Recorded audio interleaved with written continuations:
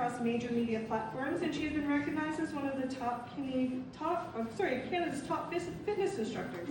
I didn't know that. Beyond her professional, I think you need to work on me. Beyond her professional achievement, she is the founder of the Community Needs Network, leading impactful initiatives across Grey and Bruce counties, while inspiring her 3 children through service, leadership, and community commitment. Please help me welcome Jessica Hastings.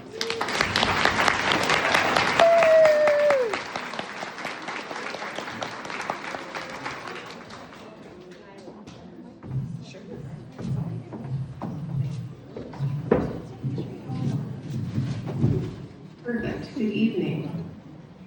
Thank you for having me. So my story began, it was a Thursday night in May, about 10 p.m.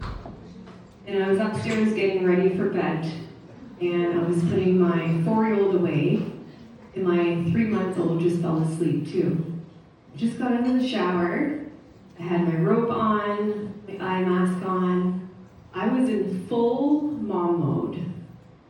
And my husband calls up from downstairs and says, "Jess, there's someone here to see you." And I laughed and thought, it's 10 o'clock at night, and if anyone who knows my husband, no one's here to see me. So I just continued doing what I was doing. And he called up again and said, "Jess, there's a police officer here to see you." And everything stopped. And I thought, well, that's weird. So I walked downstairs, and standing in my living room was this police officer and my husband.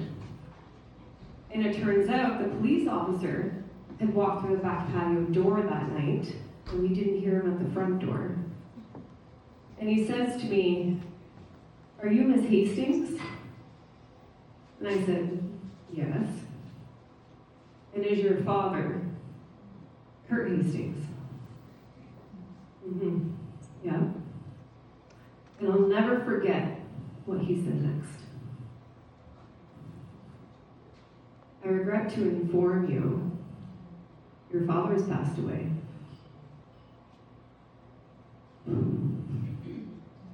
I was 29 years old, we had 4 businesses, 2 kids. And in one sentence, everything changed. I remember asking him, "Are you sure?" Seriously, I didn't believe him. But I could tell from the look on his face that he had the right house. And I remember I just sat there. After the police officer left that night, I walked out to the front deck, and I remember looking up at the sky. It was this beautiful night, and the stars were just glittering everywhere. And I remember thinking one thing. I remember thinking, if life can change that fast, then I was done waiting. So I made a promise to myself. I promised myself that no matter what, I would show up for myself and do hard things. I would do uncomfortable things. And most importantly, I was done waiting for the life that I truly wanted. Because I realized if life's going to be hard anyways, then I would choose my hard. And I would choose to show up with courage, with integrity, with patience. Because if it's going to be hard anyways, then why not choose to show up that way? And I promised myself that I would teach my kids everything I could along the way. Because I realized something that night. I realized that life does not send warnings, and time is never guaranteed. So even after I made the promise that night, life still continued full speed ahead, having multiple businesses with kids. and managing up to 20 staff on any given day, we were always busy. And then we welcomed baby number 3. Things got a whole lot busier. You can see Mother in the back. I remember thinking there was just not enough time in a day to get everything done. We would simply just run out of time. It was exhausting. And that's when I realized that I didn't need more success and I didn't need more responsibility. What I desperately craved was more time with my kids, more presence and flexibility. We had built very impressive businesses, but it required everything from us every single day, 7 days a week, every hour. We had no room left for anything else. And then, there's always an and then, grief moved in. And there's something funny about grief. It does not ask permission when it shows up. Yeah. See, this is the part of the story where everything just collided. It was a mess. The year my father passed away was the year my son was starting kindergarten. And with such a traumatic loss in the family, he became terrified of being left alone, to the point where I could not leave his side. So, for 10 months, every single day, I would go with him and stay with him at school until he felt safe enough to stay on his own. Some days I would be there for hours. It was 10 months of fear, 10 months of massive anxiety for everybody, and 10 months of showing up every single day, not having the tools to fix it. And at the time, I didn't realize this is something women do all the time, especially women in business. We carry our team, our friends, our family, our business. We carry our own fear and grief quietly. See, there's no emotional line. There's no line on a resume for emotional labor. There's no performance review category for holding everyone else together, right? But it costs us. It costs us in time, in clarity, and eventually in ourselves. But that's when I realized something uncomfortable. I realized that during that time, I was teaching my kids how to survive, not thrive.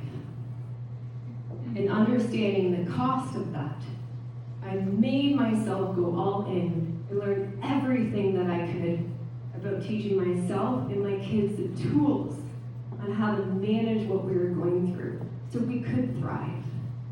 We could get back to what it is like being a normal life. And that's what led me to write my first book.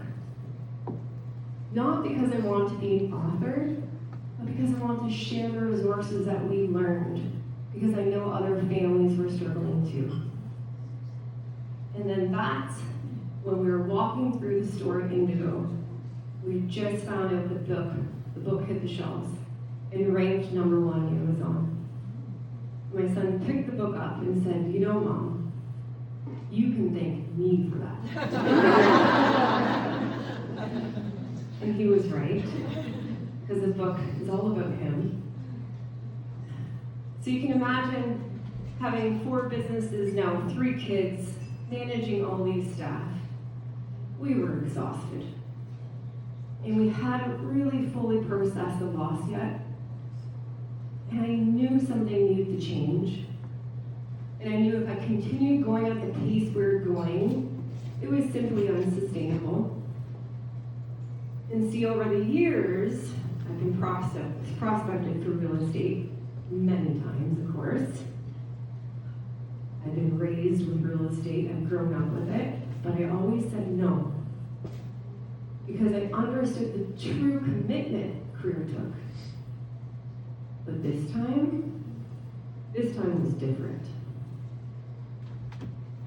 I remember walking up to my husband, I came home one day, I put my hands up, and I said, I'm done. Sell them.